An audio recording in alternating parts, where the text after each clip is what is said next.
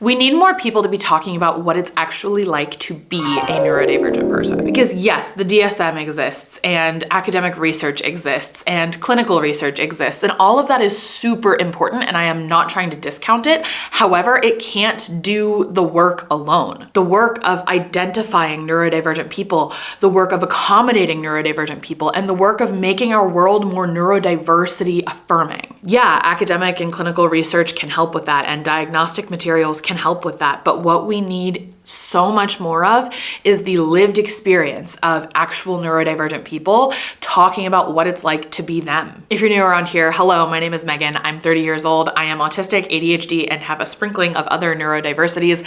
And I am a life coach specifically for autistic, ADHD, or otherwise neurocurious people who know they're neurodivergent in some way, but maybe aren't comfy claiming a label just yet. And today we're going to be talking about lived experience and what it is and why it's important. Shameless plug, if you're interested in learning more about lived experience, you should definitely come to the Neurodivergent Lived Experience Summit. It is a completely free, completely virtual, completely live event that will be happening from January 3rd through January 5th. Replays will be available for 48 hours, so if you know you're busy that weekend, still sign up because you can get the replays.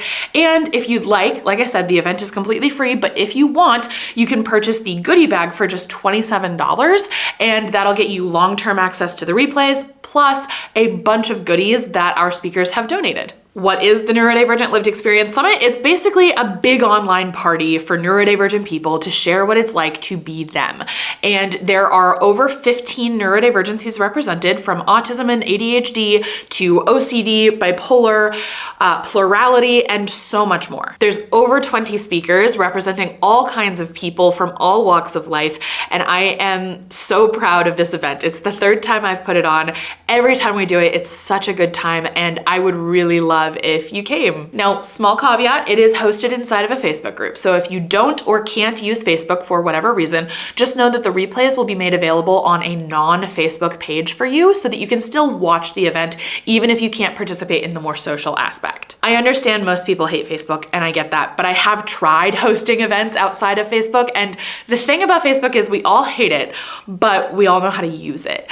On other platforms, there's a much steeper learning curve, and that can make it harder to interact and enjoy the event. So anyway, that's my shameless little plug for my event that you should definitely attend if you can. But today we're gonna talk about what lived experience even is and why it even matters. So if you went to school for something in the sciences, you almost definitely heard this. It was, anecdotes are not data. And I think what a lot of people in the sciences are trying to explain with that little quote is, you know, your cousin's best friend's sister had something happen to her one time. That doesn't make it like data or statistically significant. However, lived experience says that yes, maybe that one experience she had isn't statistically significant on its own, but the only way for something to become statistically significant is if we pay attention to a bunch of anecdotes like hers. And therefore, we shouldn't dismiss anecdotes. Instead, we should collect more of them, not less. Plus, you have to consider what the purpose of data is versus what the purpose of anecdotes is. The purpose of data, generally speaking, is to find a nugget of truth and then extrapolate it to other scenarios. Find something that is true in one scenario and see if it can be applied to another one. In order to take one finding from one scenario and apply it to a different one, it has to be very consistent, very constant, and very reliable. Outliers in data sets don't help you extrapolate data. They can be interesting, but that's not the point of data. Anecdotes, on the other hand, are pretty much the exact opposite. They provide context for a very specific situation that cannot be extrapolated to other situations. So if all of that was a little heady, let me find some specific examples. Data tells us that upwards of 60% of autistic folks are also ADHD. And anecdotes tell us that when you have both autism and ADHD, they can mask each other and make it look like you have neither when really you have both. Do you see how both of those are important to know, but they offer very different things? The data says, hey, if you're autistic, you should probably probably be screened for ADHD because there's a pretty good chance you have that too. The anecdote says, hey, if it looks like you're not autistic and not ADHD, but you're struggling for reasons that you can't articulate,